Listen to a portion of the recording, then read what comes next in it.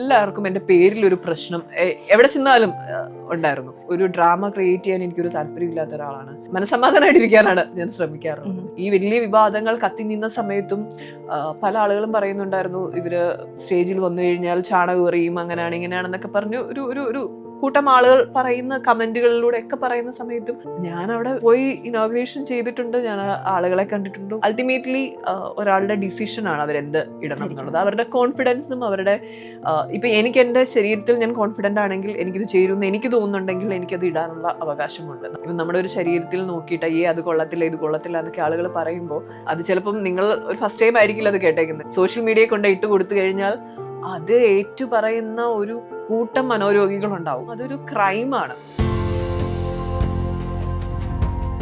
Hi, this is yours truly Honey Rose. നല്ല ചെറിയ പ്രായത്തിൽ, അതായത് 14 വയസ്സിലാണ് സിനിമയുടെ ഭാഗമാവുന്നത്. സിനിമയ്ക്കൊപ്പമാണ് വളർന്നത് എന്ന് തന്നെ പറയാൻ വേണ്ടിയിട്ട്. അപ്പോൾ ഈ ഒരു സിനിമയ്ക്കൊപ്പമുള്ളൊരു യാത്ര ഉണ്ടല്ലോ, ഹണി റോസ് എന്നുള്ള വ്യക്തിനെ എങ്ങനെയാ മോൾഡ് ചെയ്തിട്ടുണ്ടാവുക? ഞാൻ ഈ സിനിമയിൽ വന്നതിന് ശേഷമാണ് ഒരു വ്യക്തി എന്ന രീതിയിൽ എൻ്റെ സ്വഭാവം അല്ലെ ഒരു വ്യക്തി എന്ന രീതിയിൽ ഞാൻ തന്നെ ഒത്തിരി മാറ്റങ്ങളിലൂടെ കടന്നു പോയിട്ടുണ്ട്. ഈ പറയുന്ന പോലെ സ്കൂളിൽ പഠിക്കുന്ന സമയത്ത് ആ സ്കൂളിൽ ഏറ്റവും സൈലന്റ് ആയിട്ടുള്ള ഒരാളായിരിക്കും, ഏറ്റവും ബാക്ക് ബെഞ്ചിൽ പോയിരിക്കുന്ന ഒരാൾ. ക്ലാസ്സിലുണ്ടോ എന്ന് നോക്കിയാൽ അവിടെ ഉണ്ട് എന്നേ ഉള്ളൂ. അങ്ങനെ ഒത്തിരി സംസാരിക്കുന്ന ആളല്ല. അപ്പൊ ഞാൻ ഈ സിനിമ ചെയ്യാൻ പോകുന്നു എന്നൊക്കെ പറയുന്ന സമയത്ത് തന്നെ അവിടെയുള്ളവർക്കൊക്കെ ഭയങ്കര ഇവര് ചെയ്യൂ, അഭിനയിക്കൂ എന്നൊക്കെ ഉള്ള ഭയങ്കര അതിശയത്തോടെ ആളുകൾ കണ്ടിരുന്നത്. അത് ഞാനും അങ്ങനെ തന്നെയായിരുന്നു കണ്ടിരുന്നത്, അവരെ മാത്രമല്ല. ബിക്കോസ് എനിക്കും അറിയില്ലായിരുന്നു. അതിനുശേഷമാണ്. അപ്പം ഈ ചെറിയ പ്രായത്തിൽ തന്നെ സിനിമയിൽ വന്നതുകൊണ്ട് തന്നെ പിന്നീട് നമ്മൾ ആ സിനിമയുമായിട്ട് സഞ്ചരിച്ചു. അപ്പൊ അതുകൊണ്ട് ആ ഒരു യാത്ര എനിക്ക് തോന്നുന്നു കോളേജും സ്കൂളിങ് 10th അത് കഴിഞ്ഞിട്ടാണ് ഞാൻ ഡിസ്റ്റൻസ് ലേണിങ്ങിലൂടെയാണ് ചെയ്യുന്നത്. ദെൻ ഇവഞ്ച്വലി പതുക്കെയാണ് പിന്നെ കോളേജൊക്കെ കംപ്ലീറ്റ് ചെയ്യുന്നത്. അപ്പം എൻ്റെ ലോകം മുഴുവൻ സിനിമയായിരുന്നു. ഈ ഒരു ചെറിയ പ്രായത്തിൽ തൊട്ട് തുടങ്ങിയതാണ്. ഒത്തിരി ആളുകളെ കാണാൻ പറ്റി, പല ലാംഗ്വേജിൽ വർക്ക് ചെയ്യാൻ കഴിഞ്ഞു. ആ ഒരു കമ്മ്യൂണിക്കേഷൻ, ആ ഒരു എന്താ പറയാ, ഒരു ഇന്ററാക്ഷൻ, ആ ഒരു സ്നേഹം, പല ലാംഗ്വേജിൽ നിന്നുമുള്ള ആളുകളുടെ ആ ഒരു സ്നേഹവും ഒക്കെ കിട്ടിയിട്ടാണ് ഇതുവരെ നിൽക്കാൻ കഴിയുന്നത്. അതൊരു ഹ്യൂജ് ബ്ലെസ്സിങ് ആയിട്ടാണ് ഞാൻ കാണുന്നത്. കരിയറിൽ വലിയ ബ്രേക്ക് കിട്ടാൻ വേണ്ടി കുറച്ചധികം വർഷങ്ങളുടെ ഒരു കാത്തിരിപ്പ് വേണ്ടി വന്നിട്ടുണ്ടായിരുന്നു. അപ്പൊ ഈ ഒരു ടൈമിലും സിനിമയുടെ തന്നെ ഭാഗമായിരുന്നു. പക്ഷെ എങ്കിലും ഞാൻ പറഞ്ഞില്ല, ചെറിയൊരു പ്രായത്തിൽ തുടങ്ങിയതാണ്. അപ്പം ചിലപ്പോൾ നിരാശകൾ ഉണ്ടായിട്ടുണ്ടാവും. അതിനെങ്ങനെയായിരുന്നു ഹണി അന്ന് കൈകാര്യം ചെയ്തിട്ടുണ്ടായിരുന്നത്? അത് എനിക്ക് തുടക്കത്തിൽ തൊട്ടേ അങ്ങനെയായിരുന്നു. ഇപ്പം ബോയ് ഫ്രണ്ട് എന്ന മൂവി ചെയ്യുന്ന സമയത്ത് എൻ്റെ മനസ്സിലുള്ള വിചാരമോ സിനിമയിലേക്ക് വന്നു, ഇനിയിപ്പോൾ കൈ നിറയെ ഓഫേഴ്സും അല്ലെ വലിയ ആക്ടേഴ്സിൻ്റെ കൂടെ വർക്ക് ചെയ്യാം, നിറയെ കഥാപാത്രങ്ങളൊക്കെ ചെയ്യാം എന്നുള്ളതായിരുന്നു. പക്ഷെ അങ്ങനെ അല്ല എന്നുള്ളത് റിയാലിറ്റി അത് അതിനുശേഷമാണ് മനസ്സിലാക്കിയത്. കുറച്ച് കഷ്ടപ്പാടാണ് എന്നുള്ളത്. അല്ലെങ്കിൽ ചില ആളുകൾക്ക് അങ്ങനെയല്ല കേട്ടോ, അത് ഓരോരുത്തരുടെയും തലവര പോലെ ഇരിക്കും. പക്ഷെ എനിക്ക് അങ്ങനെ ആയിരുന്നില്ല. ബോയ് ഫ്രണ്ട് കഴിഞ്ഞ് ഞാൻ ആഗ്രഹിക്കുന്ന പോലെ സിനിമ വരാൻ കുറേ സമയം എടുത്തു.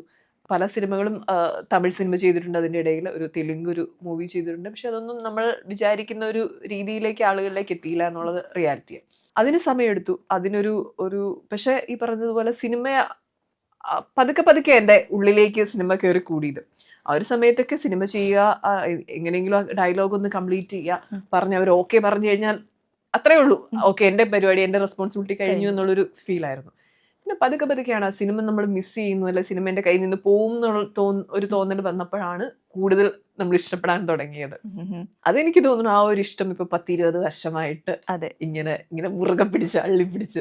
അതാണ് ഇപ്പൊ ഈ കഴിഞ്ഞ ദിവസം പറഞ്ഞത്, സിനിമയ്ക്ക് എന്നെയല്ല, എനിക്ക് സിനിമയാണ് ആവശ്യം, ഞാനിവിടെ ക്ലിങ് ഓൺ ചെയ്യാണെന്നുള്ളത് ആ ഒരു ഇഷ്ടം കൊണ്ടായിരിക്കും. ഇഷ്ടം കൊണ്ടാണ്, ഡെഫിനറ്റ്ലി അതാണ് അതിന്റെ റിയാലിറ്റി. കാരണം പക്ഷെ അങ്ങനെ പിടിച്ചു നിൽക്കാൻ പാകത്തിന് ഓരോ സിനിമകൾ എന്നെ തേടി വരുന്നുമുണ്ട്. ഇപ്പം എനിക്ക് പിടിച്ചു നിൽക്കണമെന്ന് പറഞ്ഞാലും അങ്ങനെയുള്ള അവസരങ്ങൾ വന്നാലേ കഴിയുള്ളൂ. അതിപ്പം ഇപ്പൊ ട്രിവാൻഡ്രം ലോഡ്ജ് പോലുള്ള സിനിമയായാലും കുംഭസാരം പോലുള്ള സിനിമയായാലും അല്ലെങ്കിൽ ചങ്സ്, അതൊരു വാണിജ്യപരമായി വലിയ വിജയമായിട്ടുള്ളൊരു സിനിമയായിരുന്നു അത്.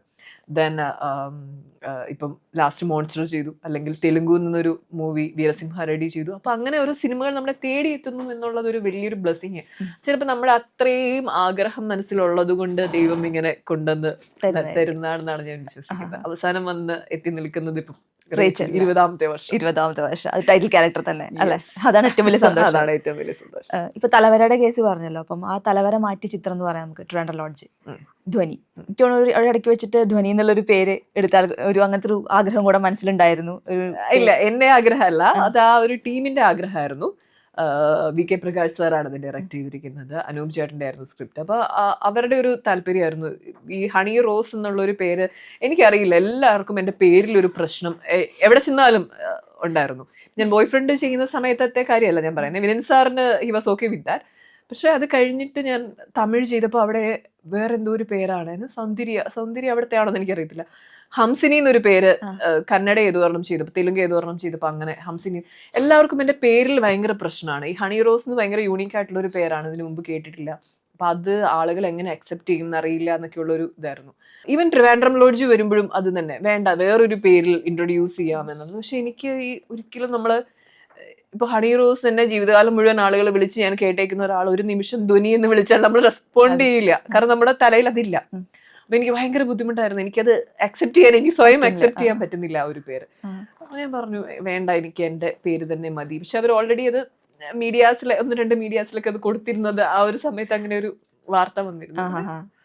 ബാക്ക് എന്റെ അപ്പനും അമ്മയും തന്ന പേര് തന്നെ മതി. എങ്കിലും ധ്വനിക്ക് ഹണിയുടെ ലൈഫിലുള്ള സ്ഥാനം എന്താ, എങ്ങനെ തന്നെ പറയാൻ പറ്റുക? വളരെ പ്രാധാന്യമുള്ള ഒരു കഥാപാത്രം. എന്നെ ആളുകളിലേക്ക് അറിയപ്പെട്ടു എന്ന് തോന്നുന്നത് ആ ഒരു സിനിമയിൽ കൂടിയാണ്. അത് ആ ഒരു അക്സെപ്റ്റൻസ് കിട്ടുക എന്നുള്ളത് നമ്മളെല്ലാവരും ഏതൊരു ആക്ടറും ആഗ്രഹിക്കുന്ന ഒരു കാര്യമാണ്. അത് തന്ന ഒരു സിനിമ ട്രിവാൻഡ്രം ലോഡ്ജ്. അവിടുന്ന് ശേഷം ഒരു കാത്തിരിപ്പ് ഉണ്ടായിരുന്നുണ്ടാവുമല്ലോ? കാത്തിരിപ്പ് എല്ലാ കാലത്തും ഉണ്ട്. ട്രിവാൻഡ്രം ലോഡ്ജ് കഴിഞ്ഞ് എനിക്ക് തോന്നുന്നു ഞാൻ കുറച്ച് നല്ല സിനിമകളുടെ ഭാഗമായിട്ടുണ്ട് കുറെ. ഇപ്പം ലാൽ സാർ, മമ്മൂക്ക, അല്ലെങ്കിൽ ദിലീപ് ചേട്ടൻ, അല്ലെങ്കിൽ ജയറാം ചേട്ടൻ, അങ്ങനെ ഭഗത് ഫാസിൽ, അങ്ങനെ ആസിഫ് അലി, അങ്ങനെ കുറെ ആർട്ടിസ്റ്റുകളിലൂടെ വർക്ക് ചെയ്യാനുള്ള ഒരു അവസരം കിട്ടിയിട്ടുണ്ട്. അപ്പം അതൊരു കയറ്റം ഒരിറക്കം, ഒരു കയറ്റം ഇറക്കം എന്നുള്ള രീതിയിലാണ് എപ്പോഴും അതിങ്ങനെ പോയിക്കൊണ്ടിരുന്നത്. ഈ കയറ്റിറക്കങ്ങളുടെ ഒപ്പം തന്നെയായിരുന്നു തുടരെ വന്ന കുറെ വിമർശനങ്ങളും മറ്റും വന്നിട്ടുണ്ടായിരുന്നത്. എളുപ്പമല്ല നേരിടാൻ വേണ്ടിയിട്ട്. ഒറ്റയ്ക്ക് നിന്ന് ഫൈറ്റ് ചെയ്യുക എന്ന് പറയുന്നുണ്ടെങ്കിൽ ഭയങ്കര ബുദ്ധിമുട്ടുള്ള ഒരു കാര്യം കൂടിയായിരുന്നു. അപ്പം ഈ പറഞ്ഞ പോലെ സിനിമയാണ് ഹണീനെ മോൾഡ് ചെയ്ത് കൊണ്ടുവന്നത് പറഞ്ഞു. എങ്കിലും അതിന് കിട്ടിയ എന്ത് എക്സ്പീരിയൻസ് ആണ് ഇത്തരം വിമർശനങ്ങളെ അല്ലെങ്കിൽ ഇത്തരം പ്രശ്നങ്ങളൊക്കെ നേരിടാൻ വേണ്ടിയിട്ട്, ഹറാസ്മെന്റിനൊക്കെ നേരിടാൻ വേണ്ടിയിട്ട് ഹണിയെ പ്രാപ്തയാക്കിയത്? സിനിമയിൽ നിന്ന് കിട്ടുന്ന എക്സ്പീരിയൻസ് അല്ല, നമ്മുടെ ലൈഫിന്റെ, നമ്മൾ ഓരോ വ്യക്തികൾക്കും ഒരു പ്രതിസന്ധി ഘട്ടം വരുമ്പോൾ നമ്മൾ ഭയങ്കര സ്ട്രോങ് ആവും. അത് നമ്മുടെ എന്താ പറയുക, ബ്ലഡിലുള്ള ഒരു കാര്യമാണ്, നമുക്ക് വേറെ ഓപ്ഷൻ ഇല്ല. ഇപ്പം ഞാൻ ഒരു രീതിയിലും ഒരു പ്രശ്നം ഉണ്ടാക്കാതെ എല്ലാവരോടും ഇപ്പം നമ്മളോട് ഒരു മോശമായി പെരുമാറുന്നു നമുക്ക് മനസ്സിലായാൽ പോലും അത് കുഴപ്പമില്ലാത്തൊരു കാര്യമാണ്, വേണ്ട വിട്ട് കളയാമെങ്കിൽ ഞാൻ അങ്ങനെ കളഞ്ഞു പോകുന്ന ഒരു വ്യക്തിയാണ്. ഞാൻ അതിനെ കയറി പിടിക്കാൻ നിൽക്കുന്ന ഒരാളല്ല. കാരണം ഒരു ഡ്രാമ ക്രിയേറ്റ് ചെയ്യാൻ എനിക്കൊരു താല്പര്യമില്ലാത്ത ഒരാളാണ്. ഒരു പ്രശ്നം എപ്പോഴും ഭയങ്കര ഈസി ആയിട്ട് ലൈഫിനെ കാണാനും ഹാപ്പിനെസ്സിലിരിക്കാനുമാണ്, മനസ്സമാധാനമായിട്ടിരിക്കാനാണ് ഞാൻ ശ്രമിക്കാറുള്ളത്. പക്ഷെ ഇങ്ങോട്ട് വരുന്നതിനെ നമ്മൾ പല രീതിയിലും മാറിപ്പോകാൻ ശ്രമിച്ചിട്ടും ഇങ്ങോട്ട് വരുന്നു. അതിൻ്റെ ഒരു അവസാനം കണ്ടു കഴിഞ്ഞപ്പോഴാണ് പ്രതികരിച്ചു. എങ്കിലും എപ്പോഴെങ്കിലും ഫീൽ ചെയ്തിട്ടുണ്ടോ, അതായത് ഇതൊക്കെ ഈ ഒരു ലൈം ലൈറ്റിൽ നിൽക്കുന്ന അല്ലെങ്കിൽ ഇത്രയും ഫെയിം ആയതിൻ്റെ ഒരു സംഭവമാണ്, മാറി നിൽക്കായിരുന്നു എന്നുള്ളൊരു ഫീലിംഗ് എപ്പോഴെങ്കിലും വന്നിട്ടുണ്ടോ ഇത്രയും പ്രശ്നങ്ങൾ വരുമ്പം? ചിലപ്പോൾ ഈ പറഞ്ഞില്ലേ, ചെറിയ പ്രായത്തിൽ നമ്മൾ സിനിമയിൽ വന്നതുകൊണ്ട് ആയിരിക്കാം അങ്ങനെ ഒരു സാധനം മനസ്സിൽ വരാതിരുന്നത്. അത് സിനിമയായിട്ട് നമ്മൾ അങ്ങനെ ഇഴുകി ചേർന്ന് കുറേ വർഷങ്ങളായിട്ട് ഇപ്പോൾ പൊക്കോണ്ടിരിക്കുക. അപ്പം പിന്നെ ഈ പറഞ്ഞതുപോലെ ഭയങ്കര വന്ന ഉടനെ തന്നെ വലിയൊരു ഹൈപ്പിലേക്ക് പോവല്ല ചെയ്തത്. അതൊരു പതുക്കെ സംഭവിച്ചു വന്നൊരു കാര്യമാണ്. അപ്പം അത് ഞാൻ ഭയങ്കരമായി എൻജോയ് ചെയ്യുന്നുണ്ട്. പിന്നെ ഈ വിവാദങ്ങളൊക്കെ ഈ സോഷ്യൽ മീഡിയയിലൂടെ മാത്രം എനിക്ക് ഉണ്ടായ ഒരു വിഷയമാണ്. അതല്ലാതെ ഇൻ റിയാലിറ്റി ഞാനൊരു അല്ലാതെ ഒരു ഫംഗ്ഷന് പോകുമ്പം അവിടെ നിന്ന് കിട്ടുന്ന ഒരു വെൽക്കവും ഒരു സ്നേഹവും സാധാരണ ആളുകളുടെ ഒരു ഇന്ററാക്ഷനും ഒക്കെ വേറെ ഇതുമായിട്ടൊന്നും യാതൊരു ബന്ധവും ഇല്ല. ഇതിവിടെ തന്നെയാണോ നടക്കുന്നത് നമുക്ക് തോന്നും. ഈ വലിയ വിവാദങ്ങൾ കത്തി നിന്ന സമയത്തും പല ആളുകളും പറയുന്നുണ്ടായിരുന്നു, ഇവര് സ്റ്റേജിൽ വന്നു കഴിഞ്ഞാൽ ചാണകം എറിയും, അങ്ങനെയാണ് ഇങ്ങനെയാണെന്നൊക്കെ പറഞ്ഞു ഒരു കൂട്ടം ആളുകൾ പറയുന്ന കമന്റുകളിലൂടെ ഒക്കെ പറയുന്ന സമയത്തും ഞാനവിടെ പോയി ഇനോഗ്രേഷൻ ചെയ്തിട്ടുണ്ട്, ഞാൻ ആളുകളെ കണ്ടിട്ടുണ്ട്. ഇത് അവിടെ തന്നെയാണോ, ഈ ലോകത്ത് തന്നെയാണോ ഇത് നടന്നതെന്ന് ചിന്തിക്കാനേ പറ്റത്തുള്ളൂ നമുക്ക്. കാരണം അത്രയും സ്നേഹമാണ് അവരുടെ ഭാഗത്തുനിന്ന് കിട്ടുന്നത്. സോ ഇത് രണ്ടും രണ്ട് വേൾഡ് ആണ്. അതെ. ഹണി കമന്റ്സ് ഒക്കെ ശ്രദ്ധിക്കാറുള്ള വ്യക്തിയായിരുന്നു ഈ പറഞ്ഞ പോലെ വരുന്ന? ഞാൻ അങ്ങനെ ഒത്തിരി കമന്റ്സ് എടുത്ത് വായിച്ചുകൊണ്ടിരിക്കുന്ന ഒരാളല്ല. ബട്ട് ഡെഫിനറ്റ്ലി നമുക്ക് ചുറ്റുമുള്ള ആളുകൾ, ഞാനൊരു വ്യക്തിയെ മാത്രമല്ലല്ലോ, എനിക്കൊരു കുടുംബമുണ്ട്, നമ്മളെ സ്നേഹിക്കുന്ന ആളുകളുണ്ട്.